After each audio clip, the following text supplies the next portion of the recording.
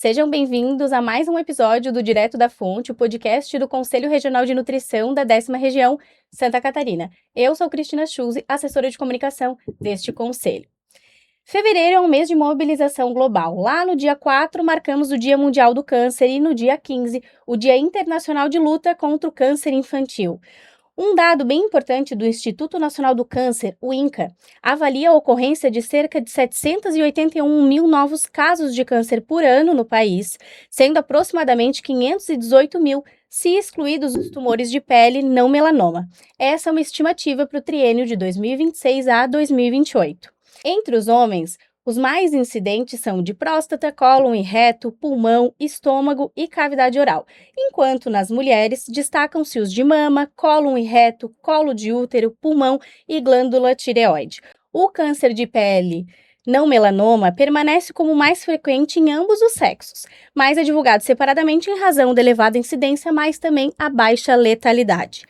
Quando a gente fala do tratamento de câncer, a nutrição não é apenas um detalhe ou um suporte, é um protagonista no desfecho clínico e na qualidade de vida desse paciente. E para garantir esse cuidado, que ele seja prestado, com a máxima excelência, a gente vai abrir o episódio de hoje destacando uma resolução do Conselho Federal de Nutrição, o CFN, número 689 de maio de 2021.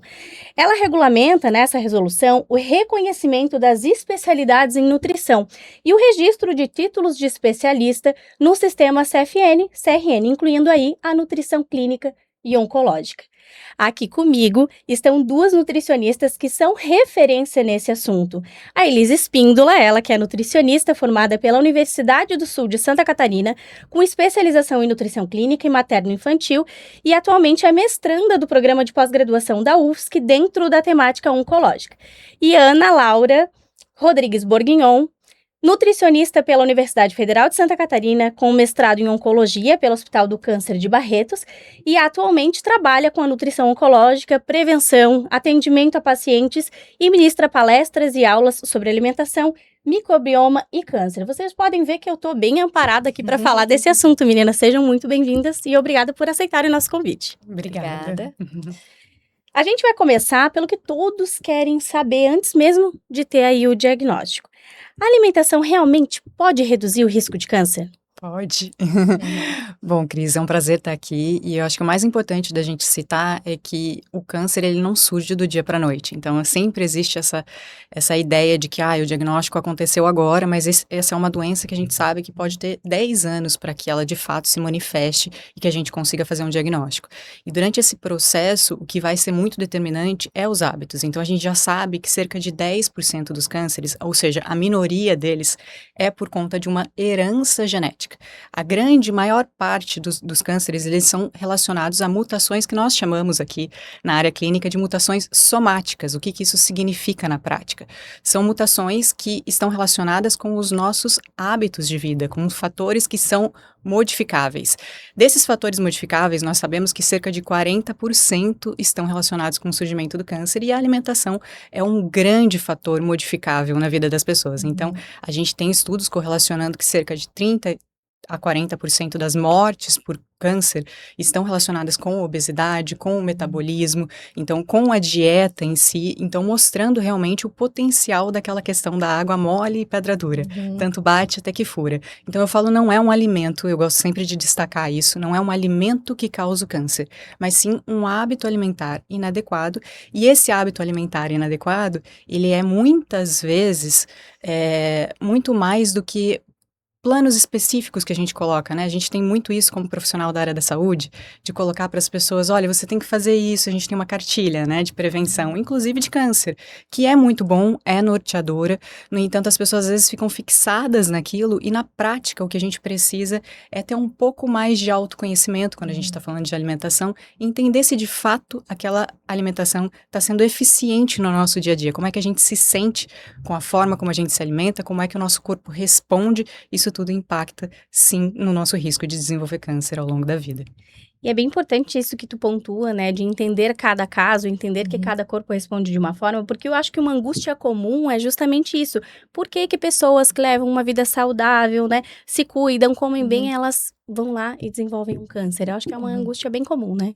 Exatamente. Eu acho que uma das das frases que eu mais escuto no consultório é: mas eu sou jovem, sempre pratiquei atividade física, tenho bons hábitos alimentares, e por que que eu fui desenvolver o câncer? É comum, no momento de um diagnóstico, principalmente quando a gente tem esse histórico, que as pessoas se sintam completamente sem chão e como isso pôde ter acontecido de fato com ela. E na prática, o que eu sempre digo é que os bons hábitos, eles não são um contrato, né?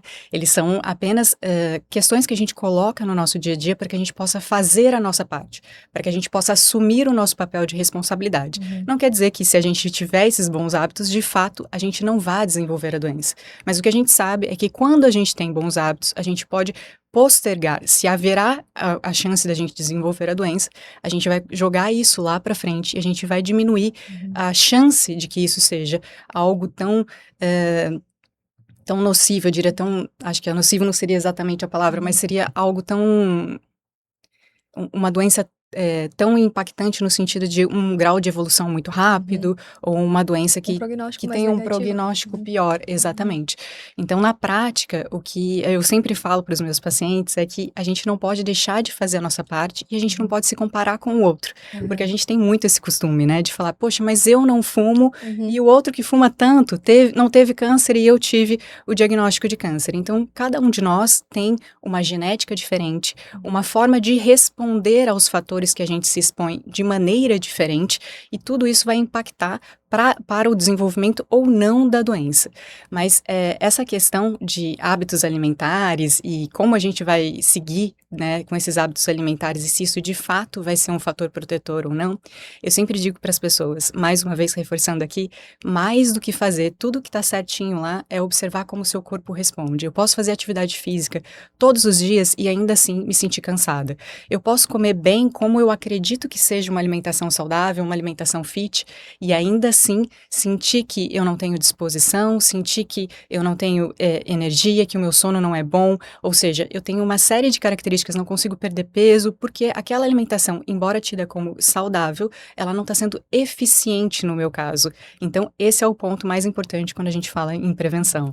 Se a gente fosse trazer essa questão da alimentação, né, de não seguir ali um roteiro, né, tem alguma característica ou algumas características que seriam importantes pensar para uma alimentação preventiva? Existe sim. Bom, quando a gente fala de uma alimentação preventiva, além desses pontos que eu falei de se auto-observar, é muito importante que também a gente olhe para a alimentação como uma oportunidade de fato nos nutrir, e não apenas a alimentação com a intenção de manter o peso. Porque não necessariamente quando a gente faz, ou que as pessoas entendem por dieta de forma geral, né, os nutricionistas, nós nutricionistas temos uma outra concepção de dieta. Dieta é tudo que a gente se alimenta. E no dito popular, a dieta é aquilo que a gente faz com a intenção de chegar a um corpo, a um resultado estético, ideal, exato. Então, quando a gente pensa na dieta, com o objetivo dela, que é de fato nos nutrir, a gente está se aproximando de uma dieta preventiva. Então, a dieta preventiva, ela não é necessariamente uma dieta restritiva. A dieta preventiva é uma dieta que vai fornecer nutrientes para que a gente desenvolva um corpo, como eu gosto de chamar, um terreno biológico, que nos favoreça rumo a um caminho preventivo. Então, na prática, o que a gente fornece nutrientes para que a nossa maquinaria celular, para que as nossas células, a nossa máquina, funcione adequadamente, e dessa maneira a gente consiga fazer um contraponto e fazer com que o nosso sistema imunológico de vigilância contra o câncer funcione melhor. Trabalha a nosso favor, né? E quando a gente fala de pediatria, a gente foge um pouco da questão da alimentação e prevenção. A maioria dos casos são genéticos e embrionários, né? Que as crianças desenvolvem um câncer.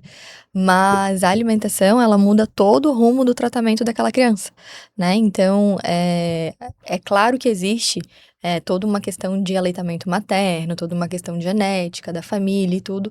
Mas quando a criança parte para a parte alimentar, isso impacta até o produto, tanto o prognóstico da doença quanto o tratamento. E já é comum a gente encontrar casos de recusas alimentares de crianças, de maneira geral, por pré-puberdade, por autonomia, pelos famosos 2 anos. Imagina isso associado a uma doença tão complicada. né? Uma das vantagens em relação ali ao prognóstico é que o prognóstico sobre a vida do câncer pediátrico, ele é cerca de 70%, 80%.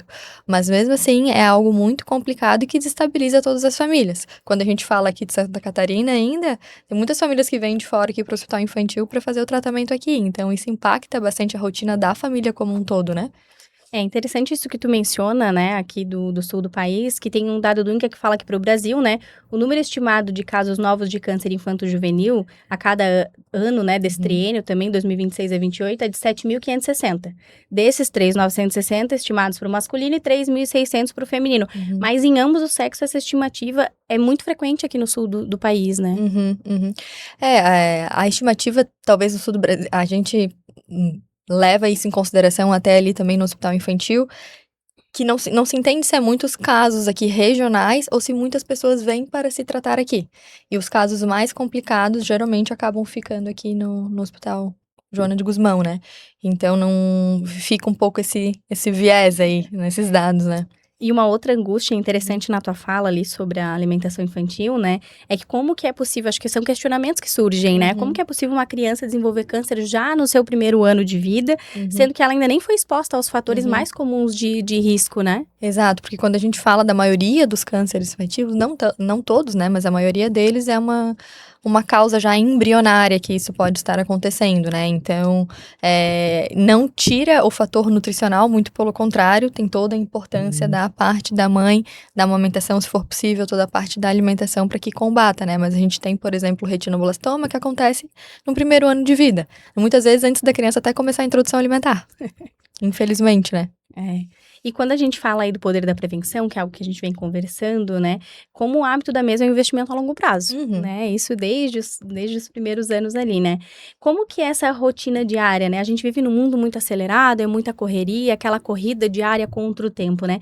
Qual seria, de repente, um ponto de atenção para as famílias em relação à alimentação, para minimizar, então, esses riscos de doenças, né, crônicas nessas crianças? Quando a gente fala da parte infantil, a gente precisa ter os pais como centro que oferta aquela alimentação para as crianças. Então, a gente precisa entender como que é o contexto daquela família, entender qual é a prioridade da alimentação daquela família.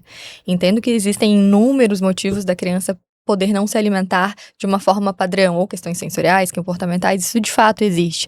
Mas ainda assim, a base da estrutura de casa, o que é ofertado, como que é essa alimentação, o poder de compra dos pais, no sentido de quando a criança vai no supermercado, né, o quanto que ela tem ali de oportunidade para estar comprando alimentos saudáveis ou não. Então, a base vem de casa. Tá? Eu tenho uma paciente que fez o tratamento, agora terminou o transplante. A família leva a alimentação como uma prioridade muito significativa. Então, era comum a mãe se expõe bastante nas redes sociais dela saindo e comendo o purezinho dela de batata com brócolis, que é uma coisa que para ela é palatável, é gostoso, né? No final de semana priorizam ali um sorvete, tudo bem, de uma fruta, sem açúcar, e ela fica super bem, feliz. Foi um tratamento muito intenso dessa paciente e ela tirou de letra e a gente não tem dúvidas que é por conta da alimentação. E esse cuidado com a alimentação, a gente pode dizer também que é uma herança que a gente deixa para os nossos filhos, né? Que nós somos a base. E a gente, com os hábitos, né? O fazer também, mostrar, não só dizer você tem que comer isso e eu não ser como. O exemplo. Né? É mesmo o exemplo, né? Acho que eu vou aproveitar para uma deixa, porque eu acho que essa questão do câncer infantil é uma coisa que mexe com todo mundo, né? Eu não sou nutricionista pediátrica, nunca trabalhei na oncologia com pediatria, mas é um assunto que eu tenho filhos e é muito sensível para mim. Eu sempre acabo conversando com as minhas colegas que trabalham na área, porque eu acho muito interessante, realmente.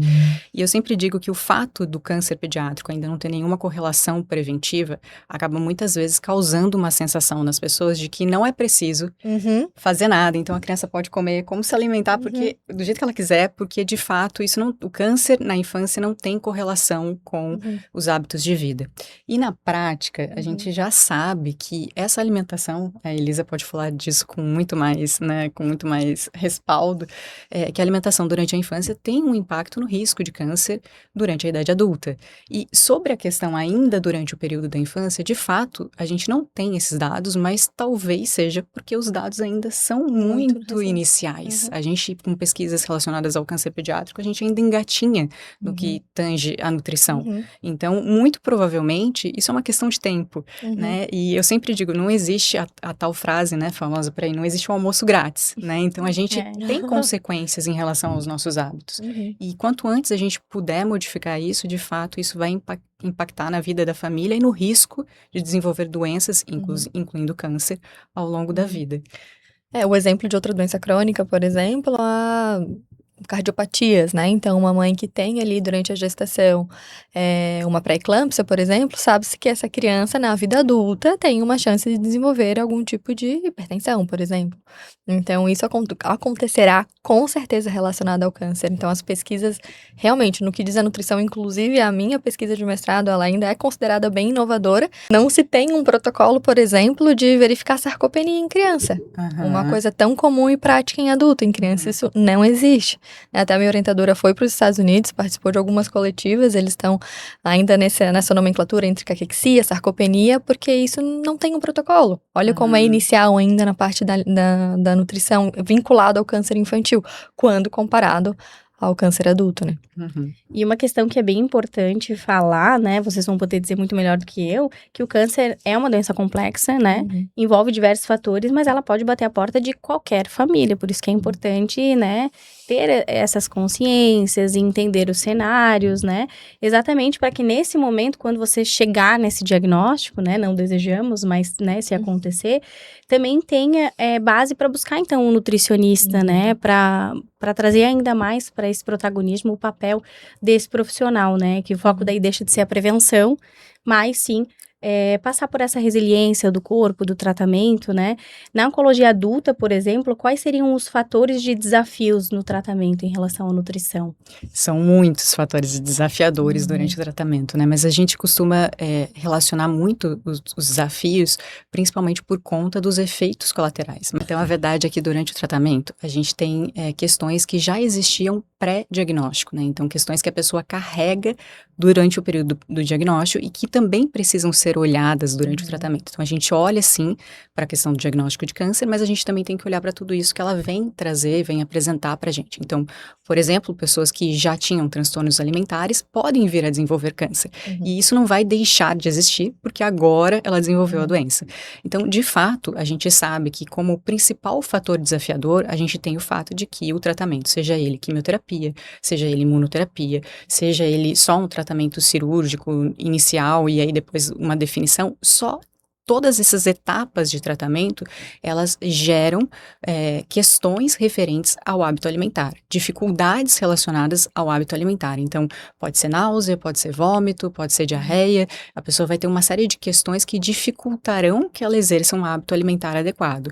Mas ela pode ter outras questões que ela já trazia antes, que já dificultam pelo ponto de vista emocional, pelo ponto de vista de escolha. Então, por isso que eu diria que os maiores desafios relacionados ao tratamento é olhar para esse paciente, incluindo o câncer, mas para além dele. Então, quando a gente faz isso na prática clínica, é que de fato a gente consegue colher resultados benéficos e aí a gente consegue ver que o paciente consegue melhorar, ter um melhor controle desses sintomas durante o tratamento e isso vai acarretar em mais qualidade de vida, menos atraso no tratamento e, consequentemente, com um melhor desfecho, né? Que é o objetivo.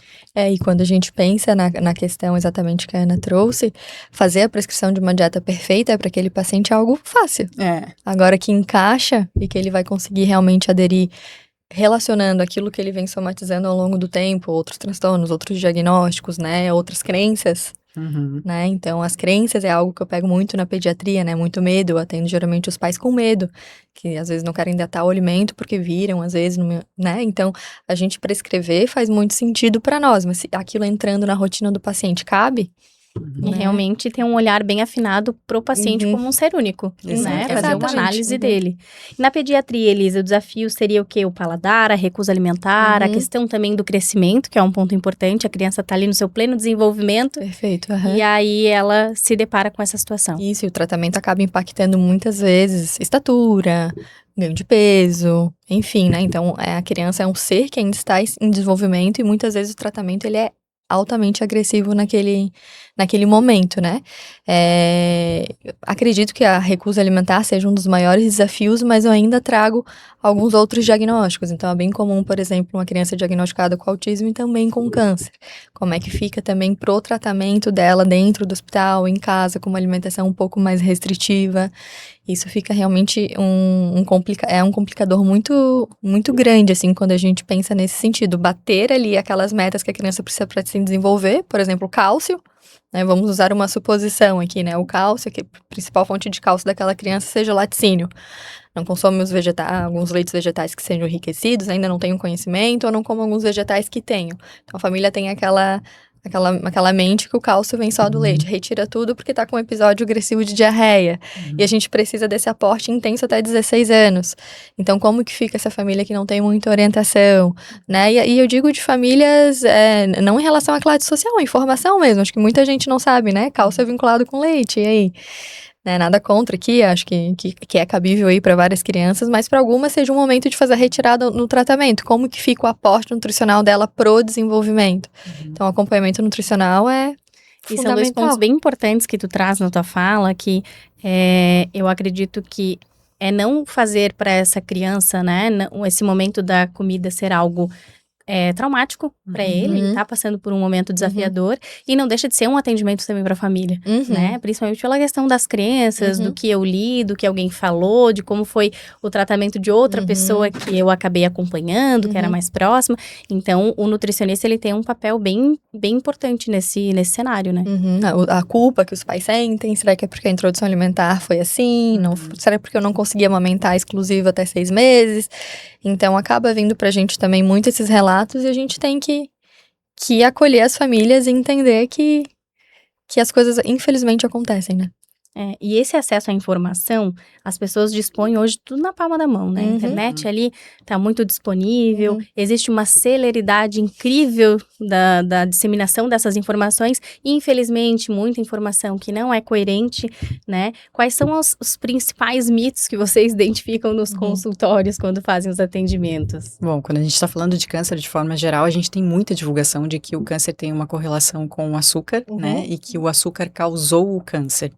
Então, eu sempre gosto de reformular essa frase com quem chega no meu consultório, que o açúcar colabora com um terreno que favorece o crescimento do câncer, mas que ele sozinho não é capaz de gerar a doença. Mas, ao mesmo tempo, não quero minimizar aqui e dizer que todo mundo pode consumir açúcar com uma frequência diária, porque isso também vai ser ruim, vai ser negativo. Mas isso é para todo mundo e não só para quem teve o diagnóstico de câncer. O que acontece, de fato, é que existe essas correlações que a gente faz do ponto de vista genético, do ponto de vista celular. Então, a gente sabe que, de fato, a doença tem um metabolismo específico que é diferente do metabolismo das células saudáveis e que ela pode se privilegiar, sim, de situações, principalmente de alterações glicêmicas. Mas as alterações glicêmicas, elas podem acontecer independente do consumo exclusivo só do açúcar, né? Então, a gente teria que, de fato, proporcionar uma dieta que gerasse uma maior estabilidade glicêmica, ou seja, uma dieta mais saudável, com alimentos in natura, que tivessem mais fibras na composição e, consequentemente, favorecessem esse controle glicêmico. O açúcar, de fato, deve ser algo que não deve estar presente no dia a dia de toda a população, mas, obviamente, que se a pessoa comeu um doce em algum momento, ou se ela teve um consumo de açúcar, não foi esse o único fator que gerou o câncer. Eu gosto sempre de destacar que o câncer é uma doença multifatorial. Então, embora a alimentação tenha um papel extremamente importante para o surgimento da doença, ela não é o único fator que colabora com o surgimento da doença. Na prática, todos os fatores exercem algum grau de impacto. Então, eles se somam ao longo daquela rotina alimentar, ao longo do dia a dia, e é importante que a gente tente, aos poucos, ir minimizando e recortando isso, e tentando deixar esse nosso hábito alimentar de uma maneira que seja de fato, que a gente consiga levar em longo prazo, mas que seja também mais saudável. E isso é algo que a gente vai construindo aos poucos, né, Cris? A gente não consegue do dia para a noite, vou ligar uma campainha agora, tem um alimento bom e um alimento ruim, e eu vou deixar de comer aquele que é ruim e vou passar a comer aquele que é bom, e aí a gente vai encaixando as coisas em caixinhas. Isso normalmente não funciona, né? Então, quando a gente pensa em prevenção de câncer, na prática, se for alimento de verdade, então agora saindo, né, tirando os industrializados aqui da jogada, eu tô falando de comida de verdade, aquela comida que a gente consegue colher, que a gente consegue plantar, que a gente consegue caçar. Então, se for comida de verdade, ela pode ou não ter um potencial a depender da maneira que você come, a sua quantidade de consumo e a depender de quem você é. Então, na prática, tudo que precisa é a gente adequar para quem nós somos, entender um pouco mais da gente, como a gente responde e ter uma alimentação mais saudável.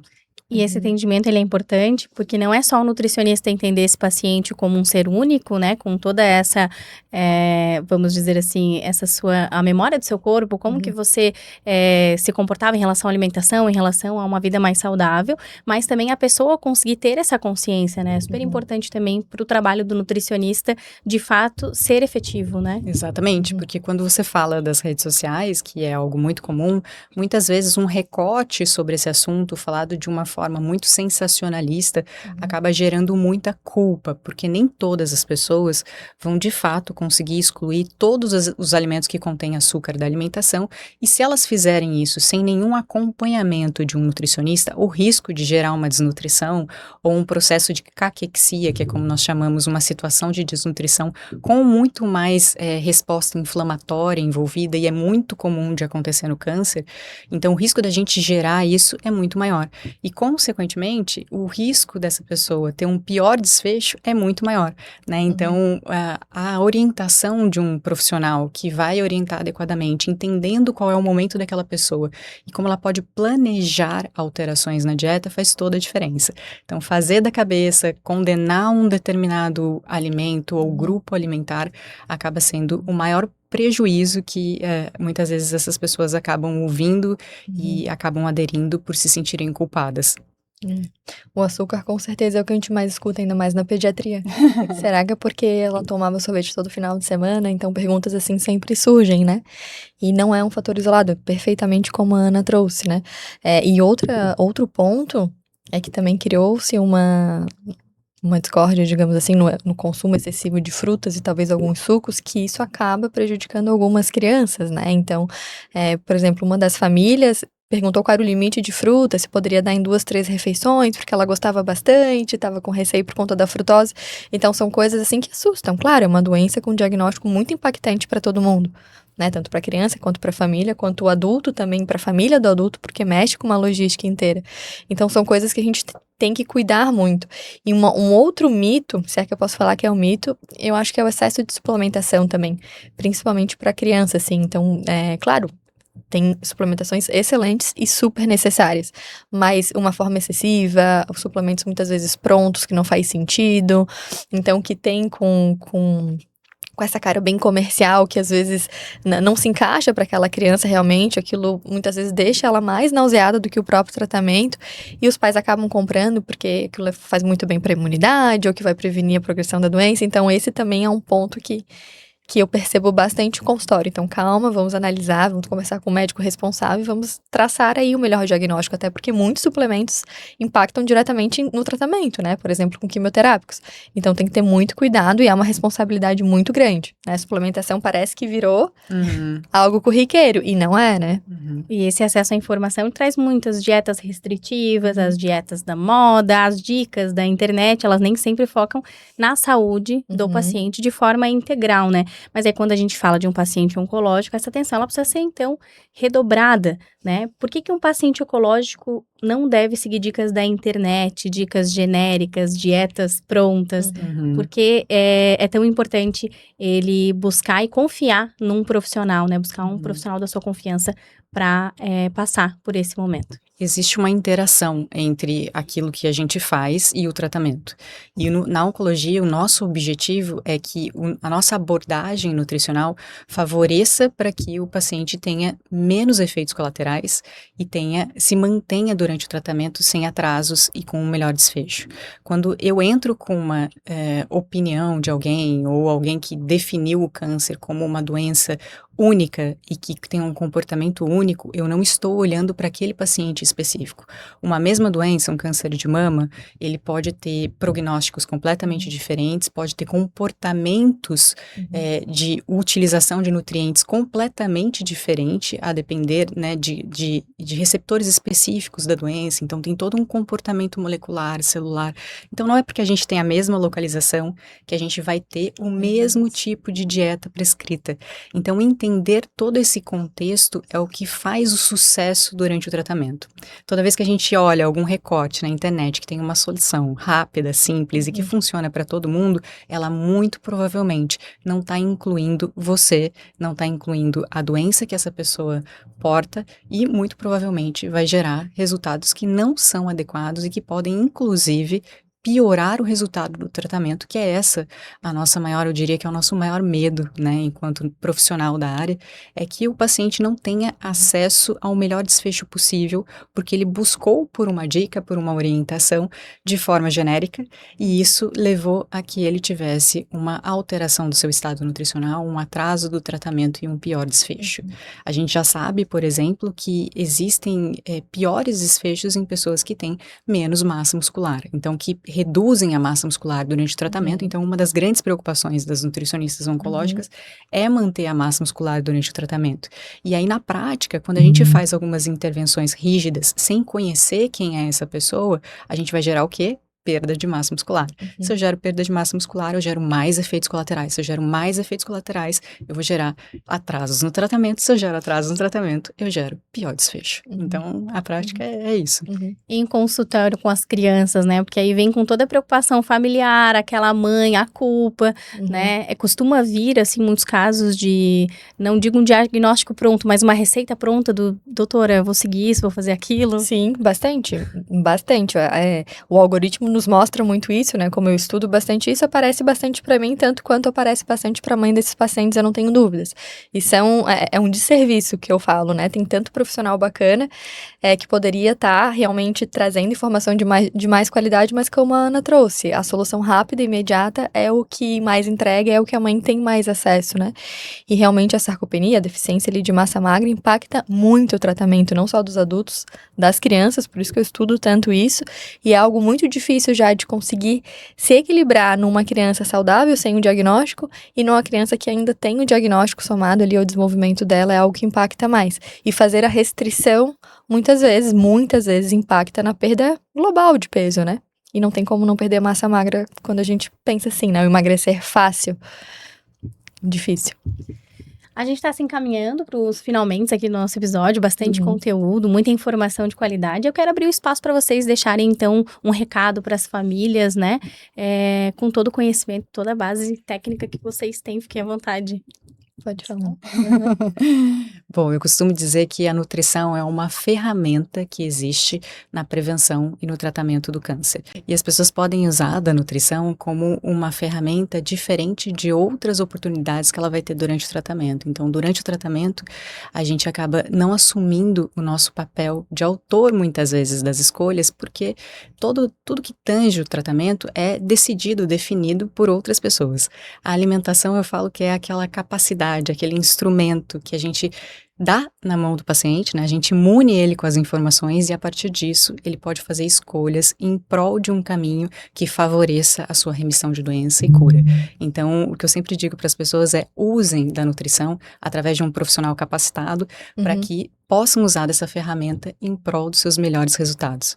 E mesmo tendo todas essas informações que muitas vezes a alimentação não impactou no diagnóstico daquela criança, porque de fato a maioria dos casos é genética e embrionário, ainda assim, a alimentação saudável, acompanhada de um profissional realmente especialista na área, muda totalmente o desfecho do tratamento e muda também o desenvolver daquela criança, né? Ela tem uma vida inteira ainda para se desenvolver, ela tem inúmeros marcos de desenvolvimento para estar cumprindo, saúde, pedagógicos, cognitivos e alimentação, a gente não tem dúvidas que realmente impacta diretamente no desenvolvimento dessa criança e num adulto saudável. E o hábito, né, da criança também impacta muito na família, né? A gente sabe que eles também são grandes professores pra gente em muitos casos, né? Muitas vezes a criança leva, assim, um hábito saudável. A criança em introdução alimentar, por exemplo, muda toda a rotina de uma casa, né? Então, a gente sabe que também muda muito a rotina de todo mundo ali. E saber que aqui a gente tem os profissionais realmente de qualidade e informação de qualidade também em canais de confiança, né? É isso, muito obrigada pela presença de Obrigada. vocês. Esse foi mais um episódio do Direto da Fonte, o podcast do Conselho Regional de Nutrição da 10ª Região. Este é um episódio assinado pela Comissão de Comunicação. Siga os nossos canais e fique por dentro de tudo que acontece na nutrição em Santa Catarina e no Brasil. Até o próximo episódio.